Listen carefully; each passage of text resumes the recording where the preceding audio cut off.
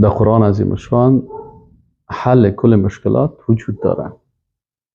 در درس قرآن و در درس تفسیر قرآن تمام سوالات جواب گفته میشه، ولی مشکل چی هست که ما در درس تفسیر و در درس قرآن اشتراک نمیکنیم.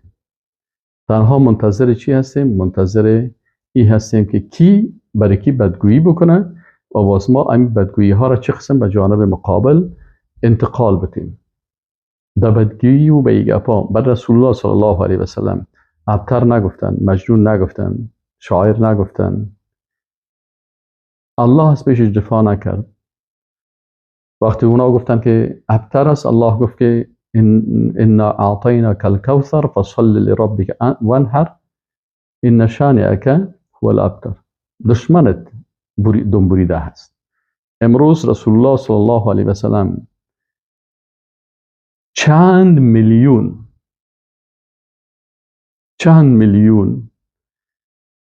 پیرو داره، دوست داره و نامش در هر جای هست، اما نام دشمنایش گرفته نمیشه و اگر گرفته میشه و به بسیار ذلت.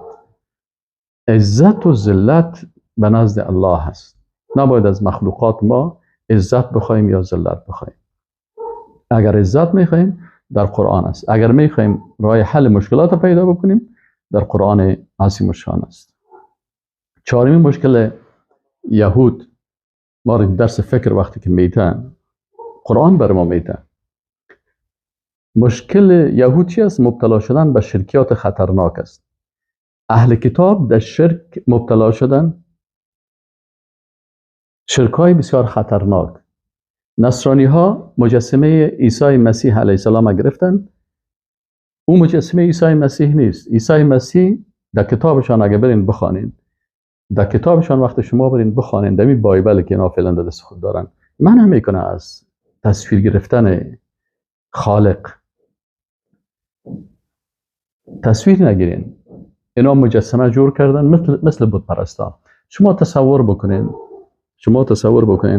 چی فرق از بین از که یک نفر پیغمبر پرست باشه، ملائکه پرست باشه، جن پرست باشه، انسان پرست باشه، درخت پرست باشه، حیوان پرست باشه؟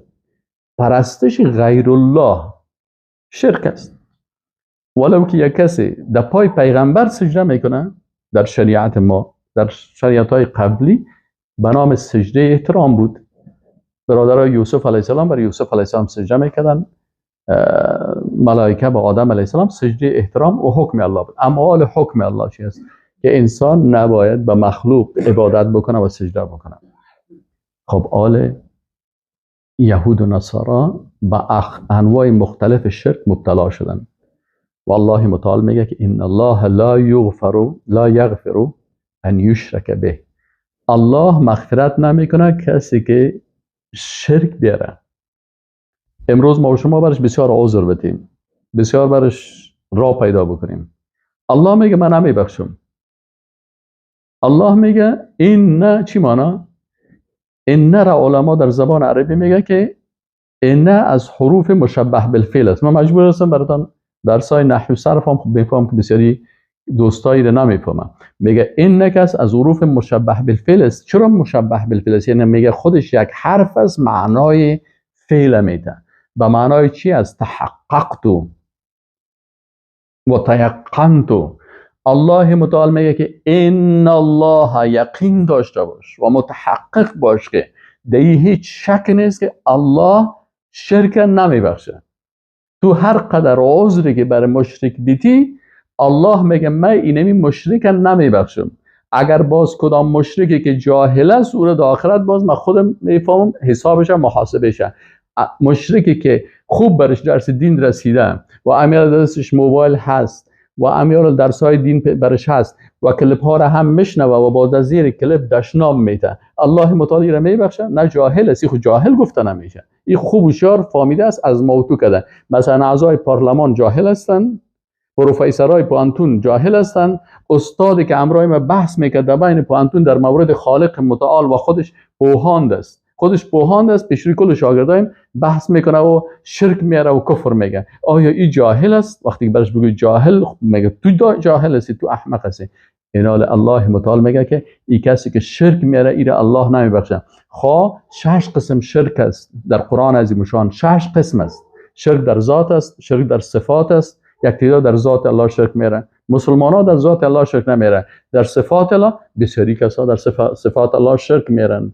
در افعال الله شرک میرن. مسلمان از کلمه میخونه، حج میره، عمره میره، روزه میگیره، نماز میخونه، لکن صفت شفا دادن الله را به قبر میته. اینی قبر، اینی زیارت چی است؟ زیارت دندانا را جور میکنه. او زیارت دیگه زیارت است که مریضا را جور میکنه. او زیارت است که مثلا سردردی را جور میکنه. او زیارت است کمردردی را جور میکنه. الله میگه که ابراهیم علیه السلام که موحد بود، خودش میگفت که و اذا مرضت، ما ابراهیمی که ام ولی الله هستم، ام نبی الله هستم، ام رسول الله هستم، ام خلیل الله هستم، ام خودم پیغمبر هستم، ام اولادم پیغمبر است. اذا مرضت، ما خودم وقتی که مریض شدم، فهو یشفین، او ذاتی که عالی مقام است، او ذات مرا شفا میده. پس اینجا است الله نمیبخشه. الله نمیبخشه. شفا فعل الله هست، صفت الله هست، برای مخلوق میده. خلق کردن، الله دختر و پسر میدن. یک کسی میخواد ادعا میکنه که من برای دختر و پسر میدم، اولاد نمیشه. بیا من برای تو یک چیز نوشته کنم که برای تو عاجل دختر و پسر شون. خودت آقا جان کجاست اولاد پسرت؟ بعضی کسایی که خودشان تعویض میده، خودش نه دختر داره نه پسر داره و سردرد است پشت پسر و دختر و خودش هم خنده میکنه که من خودم پسر و دختر ندارم. مردم برای من میگه تعویض بده که من صاحب پسر و دختر شم. من از کجا بکنم؟ من از کجا بکنم؟ یک تعداد فالبینا مثلا روز چند خانم و چند مرد پیش فالبین ها میرن و پیش از این فالبین ها استاد میشن و فالبین برش دستش میگیره. تو میگی این چیزا کار پرت، این در کتاب میگه یک هفته بعد سر تو غم میایه. خب یک هفته بعد سر تو غم میایه چی مانا؟ ای از کجا فهمید که یک هفته بعد سر ما غم میایه؟ این فالبین، این تعویضگر، جادوگر یا هر کسی که هست، از کجا فهمیدی؟ نمیفهمه. لکن از کجا؟ میگه علم غیب ادعا میکنه. آیا یک هفته بعد سبا ما نمیفهم؟ من 5 دقیقه بعد نمیفهم، 1 دقیقه بعد نمیفهم که چی گپ میشه، 1 ثانیه بعد سر خود نمیفهم که چی گپ میشه. الله عالم الغیب است. اینا میگه من 1 هفته بعد تو را خبر میدم. خب این کسی که ادعای علم غیب میکنه، این شرک در صفات الله داره. ان الله لا یغفر ان یشرک به. چرا مردم فریب میتن همین واقعیت ها رو بر مردم نمیگن؟ علما وظیفهشان چی است؟ مکلفیت علما چی است؟ خب آیات قرآن رو براشان بگوین که الله شرک قبول نمیکنه. همین کاری که خودت میکنی شرک است. این تعویضگری فالبینی کسی که است، این شرک است. این ساحر که است، جادوگر که است، این شرک است، در شرک مبتلا هست. خب این حاله این خود مشرک شد، کافر شد فالبین. خب مراجعینش، بله مراجعینش هم کافر میشن. چرا مراجعینش کافر میشه؟ به خاطر که ایمان چی است؟ اقرار باللسان و تصدیق بالقلب و العمل بالجنان. مراجعین وقتی که آمد، وقتی که برش میگه که 1 هفته بعد سر تو مشکل میایه، این به این باور میکنه، راست میگه. وقتی گفت راست میگه، اقرار به زبان شد، تصدیق به قلبم کرد و برش میگه 5000 میتونم این مشکل مرا رفع کن، تقدیر مرا تو تغییر بده. پس اینجا 2 عقیده پیدا کردی مراجعین. اول عقیده به این شخص عقیده کرد که علم غیب داره، این یک کفرش. دوم این میتونه تقدیر تغییر بده. قادر و مقتدر و قدیر، تقدیر کننده کی است؟ الله هست. این صفات قادر و قدیر و مقتدر الله رو برای کی میته؟ برای فالبین میته. با 3 صفت الله کافر شد. 4می صفت علم غیب الله هست، کافر میشه. چقدر تعداد کسایی هستن که حتی پیش اون دوها میرن برای تعویض گرفتن و فال دیدن؟ چقدر مردم هستن به این مسائل؟ فال حافظ حتی به چیز در صفت علم غیب الله شریک میسازن. حافظه و همچنان امو یک دانه گنجشکک هست، یک بلبلک هست، او را میمانه، بازو یک ورق میگیره، بازو ورق که بلبل کشید، باز میگه که این سر توی مصیبت میه، سر تو فلانی میه. این از کجا پیدا شد؟ حافظ میفهمه غیب مده؟ غیب میفهمه. او یک شاعر بود، نه غیب میفهمه. این بلبلک یا غیب میفهمه. الله میگه ان الله لا یغفر ان یشرک به. الله کسی که شرک به او بیاره، چی در ذات الله بیاره، چی در صفات الله بیاره، چی در افعال الله بیاره، چی در عبادت الله. چقدر مردم هستن به غیر الله عبادت میکنن، سجده نمیکنن برای مخلوق، رکوع نمیکنن در مقابل مخلوق، خدا ذلیل در مقابل مخلوق نمیسازن، در قبر چی که برین شما در قبرهایی که مثلا هست، ما خودم دیدیم در قبر بی بی خدیجه الکبری امروز ما نفر رفتم قرار در پیش جنت المعلا میگن در مکه مکرمه قبر ام المؤمنین خدیجه الکبری هست، قرار در پیش قبر استاد است و امات استاد است، مثل که یک نفر در نماز استاد باشه. این قسم حتما دوستا بودن، یکی سون سعی کردیم گفتن این شرک است، آلت قیام عبادت که به همون قسم ذلت و عاجزی و بیچارگی و خواست اما پیش زبان خود گفته میره این شرک است. ان الله لا یغفر ان یشرک به. بسیاری کسایی که نمیگن خدا فریب میدن و گردن خدا بسته میکنن. خب اگر یک کس نمیفهمه نمیفهمه، اما یک کسی که میفهمه باید برای مردم خیلی خوب تشریح بکنه و بگویه و ما مکلفیت ماست که باید برای مردم بگویم. ولو شرک در تشریح، امروز به میلیون ها انسان در شرک در تشریح، در قانون سازی، قانون حلال و حرام، قانون جایز و ناجایز، قانون خوب و بد، قانون کی تعیین میکنه؟ کی تعیین میکنه که چی خوب است چی خراب است، چی درست است چی غلط است، چی حق است چی باطل است؟ الله تعیین میکنه. امروز قانون حقوق بشر ملل متحد نساخته، ملل متحد از خود یک طاغوت جور کرد، خود با الله شریک کرد. کسایی که پیروی از این میکنن آیا و قانون از این میپذیرند و با قانون از این باور دارند؟ این شرک در قانون نیست، شرک در تشریع نیست، این شرک در طاعت الله میگن. طاعت الله را نمیکنه، طاعت مخلوق میکنه. ان الله لا یغفر ان یشرک به. الله نمیبخشه چی در ذاتش شرک بیاری، چی در صفاتش، چی در افعالش، چی در نامهاش، چی در عبادتش و چی هم در اطاعتش. دیشش و یغفر ما دون ذلك. ببینید شرک است و یغفر ما دون ذلك، به غیر از شرک کل گناه ها، گناه صغیره و کبیره کلش هم مادون گفتن. ما و شما قتل چقدر بزرگ جلوه میتیم، میگیم چقدر گناه بزرگ از قتل یک کس میکشه، یک بیگناه را. یک کس زنا کرد چقدر سر ما تاثیر میکنه. این الله متعال میگه که اینمی زنا و گناه و یاره الله اگر خواست میبخشه، اگر توبه بکنه خب میبخشه، اگر توبه نکرده باشه در دنیا، شرک هم در دنیا میبخشه که توبه بکنه. اما اینجا میگه در آخرت الله شرک نمیبخشه و یغفر ما دون ذلک. قتل را که ما شما بسیار بلند فکر میکنیم، حالا بسیاری کسا در شرک مبتلا است، هیچی در نظرش نمیاد. ببینید شیطان چقدر کار میکنه. یک نفر در شرک مبتلا هست، این برش در نظرش نمیاد. اما اگر یک نفر یک گناه که صغیره کرد، گناه صغیره کرد، متوجه هستین؟ حتی چیزی که هیچ گناه نیست او رو کرد، این بسیار کلان جلوه میده. مثلا شما در یک زیارت برین که بوتایتان، در یک زیارت برین که بوتایتان. اما کسی که در شرک مبتلا هست در اونجا عبادت میکنه و سجده میکنه و مخلوق پرستی میکنه. اما شما سعی که در شرک مبتلا هست قرار هیچ گپ نیست. اگر کس مثلا عبادت غیر الله را میکنه، با قبر سجده میکنه و رکوع میکنه و طواف میکنه، این ما باور بکنیم به چشم خود در هندوستان دیدم. و اما دیدم یک کسی اموجه امرای چبلقای خود رفته بود. چپل کسی آتا گیا من درگاه میں قیامت ہو گیا. یعنی چی؟ انسان در کعبه شریفه، در مکه مکرمه، در بیت الله میتونی طواف با بت‌های بکنی. یعنی در بیت الله شریف اجازه هست انسان با امرای بت‌های خود طواف بکنه، سعی بین صفا و مروه با بت‌های خود بکنه. یعنی هیچ کدام مشکل نیست. حاجی با همون چبلقه خود میتونه طواف بکنه. اما این چیزی که هیچ پروانه، اما در زیارت باید از چند کیلومتر چبلقای تا بکشی و اینجا با پاپوش داخل از زیارت نشی. الله میگه که شرک بسیار کلان است و الله شرک نمیبخشه.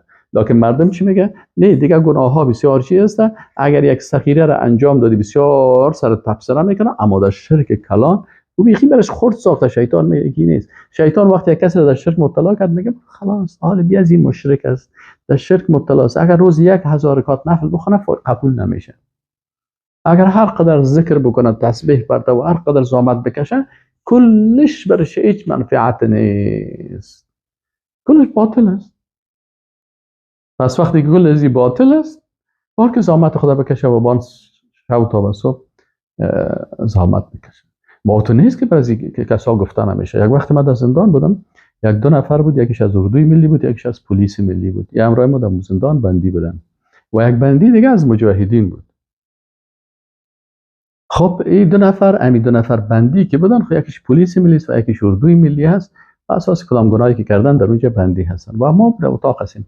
همین مجاهد بسیار آدم شجاع بود. این ور از میاد گفت که برادر من بر شما توصیه میکنم. این دو نفر دیگه روزه میگیرن، روز و شب دیگه عبادت کو، یک قدر گریه میکردن، عبادت میکردن. او برشان گفت که برادر تو در پلیس ملی هستی، تو در اردوی ملی هستی، تو همراه امریکایی در صف امریکایی‌ها با دفاع از امریکایی کردی و میکنی، تو مرتد هستی. اول از ارتداد توبه کو، باز بعد از اون بیای نماز بخوان، عبادت بکن. باور بکنه میره برشان گفت یعنی زحمت که شما میکشین، یعنی زحمت تان خو نمی کلش هدر است. خوب هم تو صراحتا برشان تشریح کردن. خب من گفتم بالای خبر از اینا گفت اینا حتما یا میان و میگن که بیا زمین توبه بکنه. پیش وقتی که برآمد بیرون رفت، او بر من گفتن استاد میبینی چقدر افراطی هست، این چقدر افراط میکنه و چقدر متشدد است، چقدر چطور است، چقدر چنان است. یعنی قبول نکرد.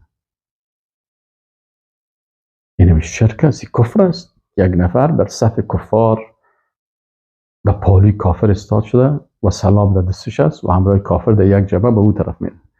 انسان باید توبه بکنه. کسی که کرده اشتباه کرده، الله یا الله ما اشتباه کردیم، ما غلط کردیم، توبه کردیم، رجوع بکنن تا وقتی که مرگ سرش نبیه.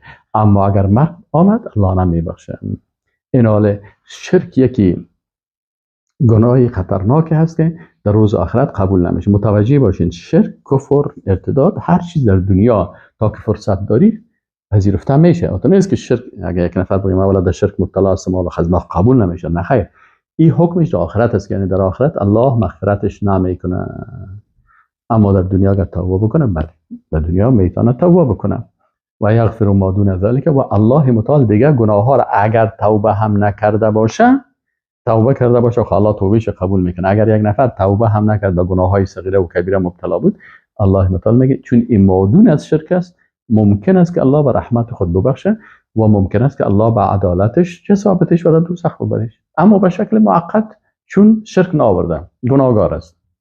ولی امروز در آخر زمان که سوال فعلا از گناه کردن شرک بسیار زیاد است.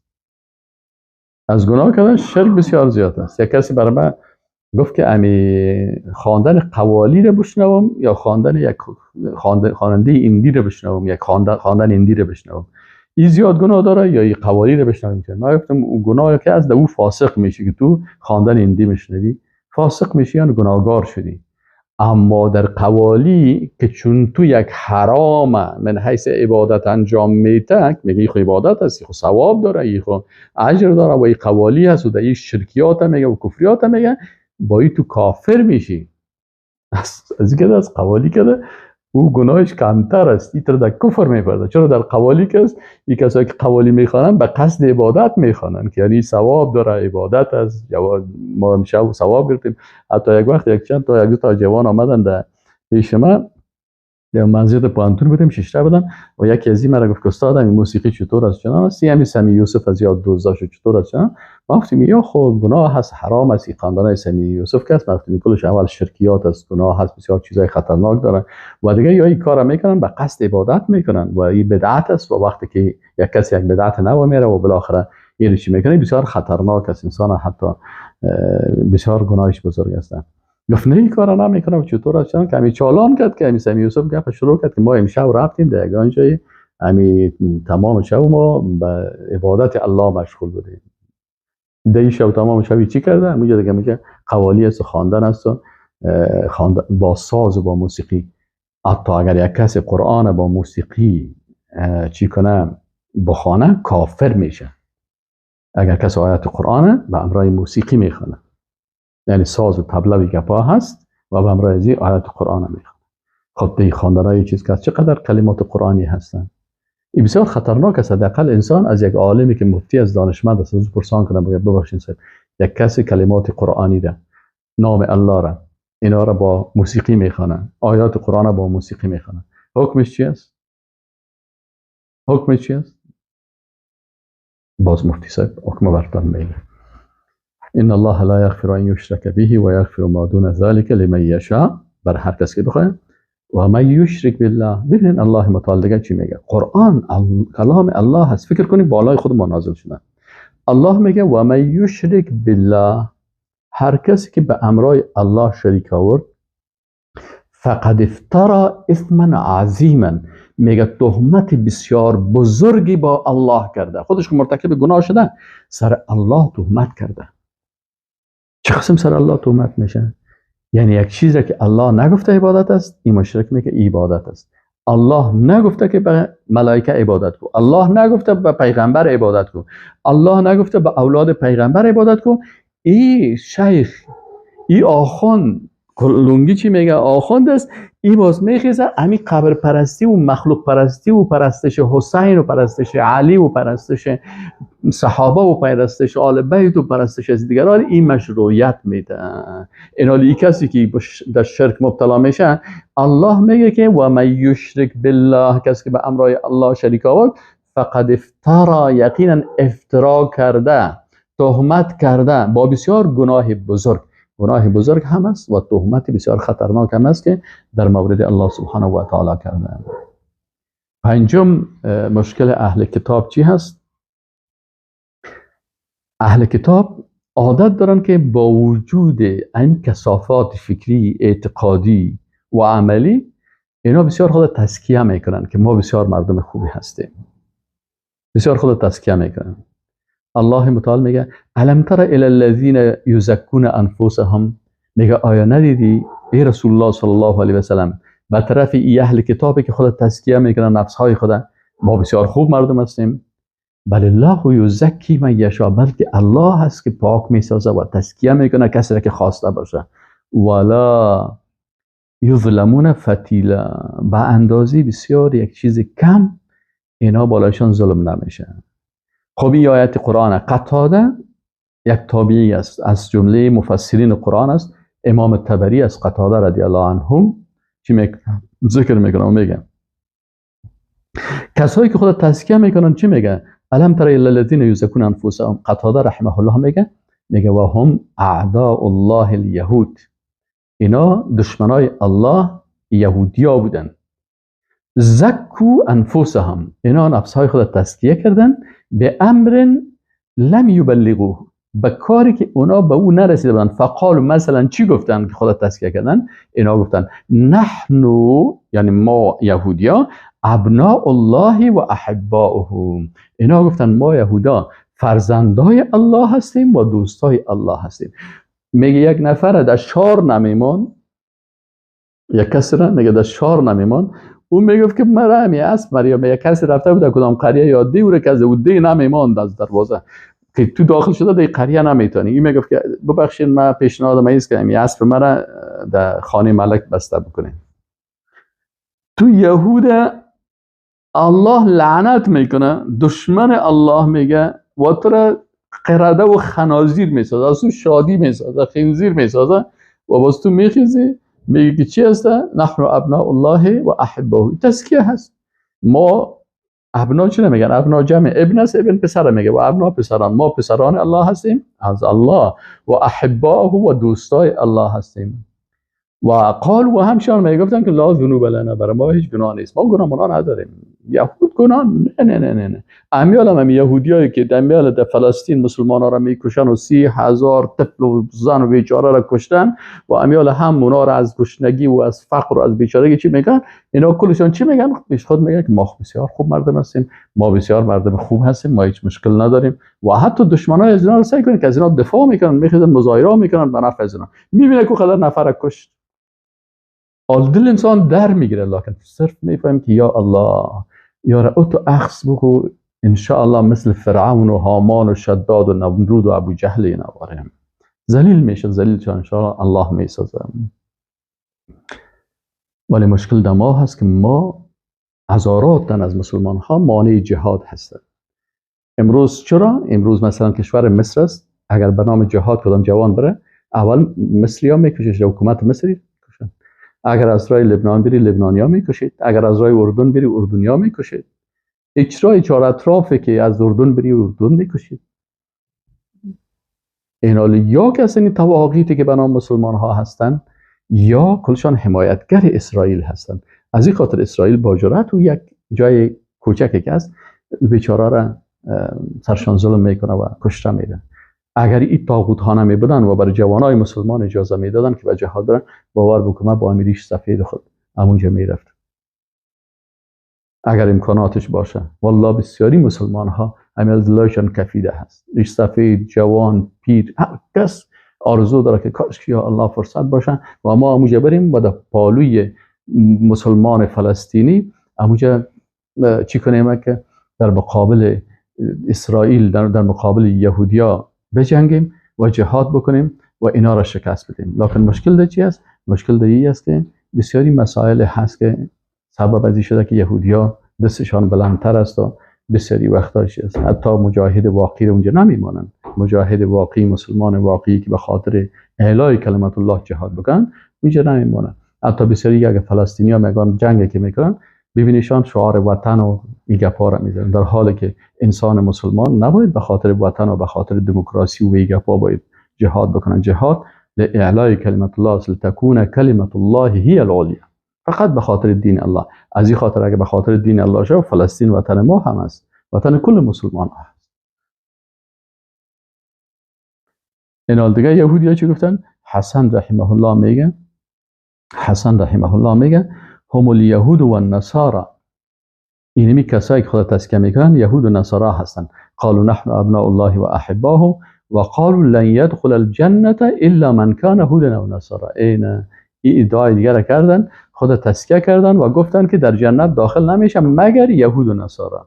یهود و نصارا داخل جنت میشن، تزکیه از دیگرها داخل جنت نمیشن. و ضحاک میگه که یهودیان میگفتن که لیست لنا ذنوب الا كذنوب اولادنا یوم یولدون.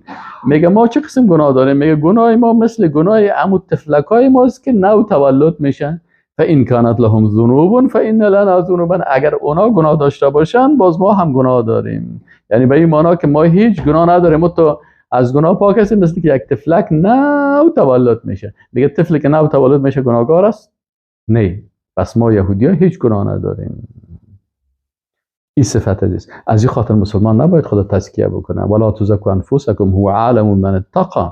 ما اجازه نداریم که خود یا کس دیگر، اگر یک کس را میگیم که اینی نفر به نظر من خوب آدم است، بگیم احسبه كذلك ولا ازکی علی الله احدا.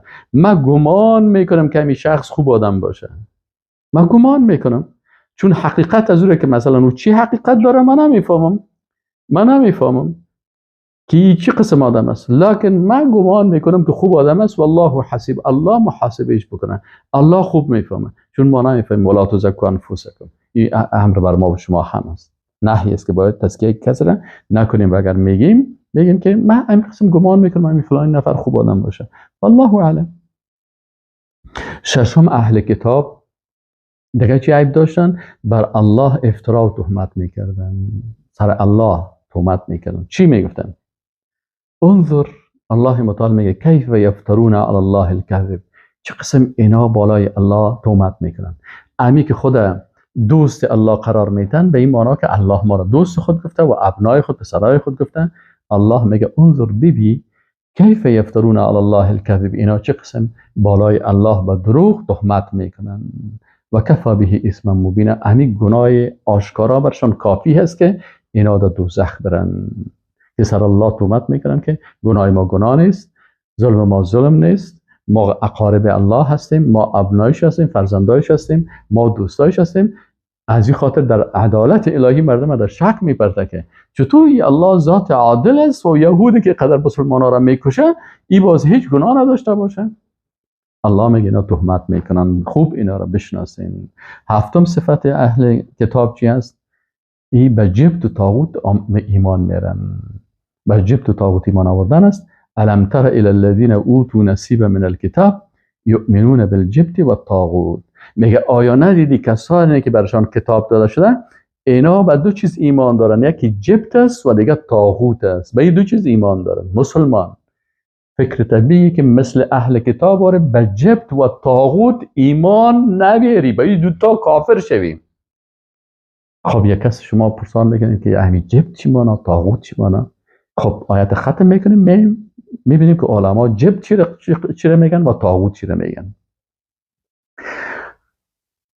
یک صفتشان که چی میکنن؟ ایمان به جبت آوردن. دوم صفتشان ایمان به چی آوردن؟ به طاغوت ایمان آوردن. و سومشان چی هستن؟ و یقولون للذین کفروا هؤلاء اهدی من الذین آمنوا سبیلا. برای کافران میگه که شما کافرها از مؤمنا کرده خوب هدایت شدین. این گپ اهل کتاب. خب این سه نقطه را باید سرش بحث بکنیم یک کمکی. اول علامه ابن کثیر میگه که الجبت کلمات تقع علی الصنم والکاهن والساحر و نحو ذلك. میگه جبت کلمه هست که بالای بت اطلاق میشن، اینا با بت ایمان داشتن. والکاهن چی را میگه؟ امی فالبینایی که علم غیب ادعا میکنن، مثل فالبینای ما و شما میکنن. این دو کار. و کاهن همچنان کسایی که بس ضد ما انزل الله قضاوت میکنن، از دل خود، از نفس خود. مردم میرفتن در هر منطقه یک کاهن بود و او کاهن برشان چی میکرد؟ برشان قضاوت میکرد. این دیگه صفتشان. و ساحر، جادوگر، به این چهار چیز اینا جبت گفته میشه. پس اینا کسی که بت پرستی میکنه، کاهن پرستی میکنه، یعنی به فالبینا باور داره، به کسی که علم غیب ادعا میکنه پیش از او میره. و همین قسم ساحر پیش ساحرها میره که برای ازی سحر بکنه، جادو بکنه و امثال ازی. خب الجبت شناختیم. آل طاغوت چی رو میگه؟ که این اهل کتاب به این طاغوت ایمان داشتن و ما و شما به خاطر ازی گفته میشه که این مرضهای یهود نداشته باشیم. حالا ما باید وقتی که نسخه را میتیم اول نسخه را سر خود تطبیق بکنیم که من خودم این مشکل را نداشته باشم. امام ابن قیم رحمه الله میگه ثم اخبر سبحانه ان من تحاكم او حاكم الى غیر ما جاء به الرسول فقد حكم الطاغوت و تحاكم الیه. میگه هر کسی که الله متعال میگه خبر داده که هر کسی که تحاکم میکنه، یعنی محکمه طلبی میکنه یا قضاوت میکنه یا دادخواهی میکنه بغیر از آن چیزی که رسول الله صلی الله علیه و سلم آورده، یعنی مخالف قرآن و سنت، فقط حکم الطاغوت، اینجا طاغوت حاکم گشتانده و تحاکم الیه و پیش از او رفته محکمه طلبی کرده که در قسمت مکتوبی خیلی این چیزا فیصله بکن. خب طاغوت کی هست؟ علامه ابن قیم جوزی میگه که و طاغوت کل ما تجاوز به العبد حده، هر بنده ای که از حد خود پای خود بیرون کرد، از حد تجاوز کرد، من معبود او متبوع او مطاع. سه قسم هستند: یا معبود است، یا متبوع است، یا مطاع است. معبود چی معنی؟ یعنی کسانی که مردم دعوت میکنن که بیاین عبادت مرا بکنین. او متبوع، یا طاغوت متبوع، او طاغوتی که چی هستن؟ مردم نمیگه که عبادت مرا بکنین، اینا متبوع هستن. میم ت ب و عین طاغوت متبوع، او طاغوتی هست که به نفع طواغیت کلان، به نفع پادشاه و رئیس جمهور ضد شریعت الله فتوا میده. احبار و رهبان در یهود بودن، اتخذوا احبارهم و رهبانهم اربابا من دون الله. وقتی که عدی بن حاتم پرسان کرد از رسول الله صلی الله علیه و سلم که ما اینا را عبادت نمیکردیم، عدی قبلا نصرانی بود، مسلمان شده بود. رسول الله صلی الله علیه و سلم او فکر میکرد که یعنی اگر شما یک کس را فقط رکوع و سجده بکنین، او را معبودتان ساختین یا ربتان قرار دادین. اینجا وقتی که رسول الله صلی الله علیه و سلم آیت خواند که اتخذوا احبارهم و رهبانهم اربابا من دون الله، اهل کتاب احبار علمای خودن و رهبان پیرای خودن ارباب جور کردن، معبودان خود جور کردن، صفات رب برازو دادن بغیر از الله. عدی بن حاتم گفت که ما خی کار نمیکردیم، که ما بخیسیم مثلا بر از اونا عبادت بکنیم. رسول الله صلی الله علیه و سلم برشان فرمان که وقتی اینا حلال الله را حرام میکردن، حرامش حلال میکردن، از اونا مطابقت میکردین، از امی علما و از امی پیرا گفتی کار میکردین. امیز گفت این شما این ربتان قرار دادین. چرا؟ یاد عالمی که ضد قرآن و سنت فتوا میته خودش به طاغوت متبوع مبدل میشه. از این خاطر اصطلاحات باید ما شما بفهمیم. طاغوت معبود کدام یکی است که ادعای عبادت میکنه، بیاین بر من عبادت بکنین، و اگر کسی در مقابلش عبادت میکنه این خوشحال است. این طاغوت معبود میگن. طاغوت مطبوع چرا میگن؟ کسی که به نفع پادشاه ها و رئیس جمهورها فتوای ضد شریعت الهی میدن، میفهمه که حکم شریعتی است. مثلا در زمان مثلا کمونیستا 40-50 تا طاغوت مطبوع بود شون اسلامی میگفتن. اینا چی میگن طاغوت های مطبوع؟ وقتی که برشان رئیس جمهور میگفت، نجیب و کارمل و اینا برشان میگفت که بخی بر ما به نفع روس یک فتوا بده که موجودیت روس یا دوست ما هست، میخواست برش میگفت که آقای روسا که از دوستای شمالی ما هستن. پس اینجا اینا به طاغوت مطبوع است. پس اینا یا او طاغوتی که بر از او عبادت میکردن، یا طاغوت مطبوع داشتن، پیروی از علما و پیرای میکردن که اونا ضد شریعت الهی برشان فتوا میداد، او مطاعن. و طاغوت قسم سوم طاغوت های مطاع هستند.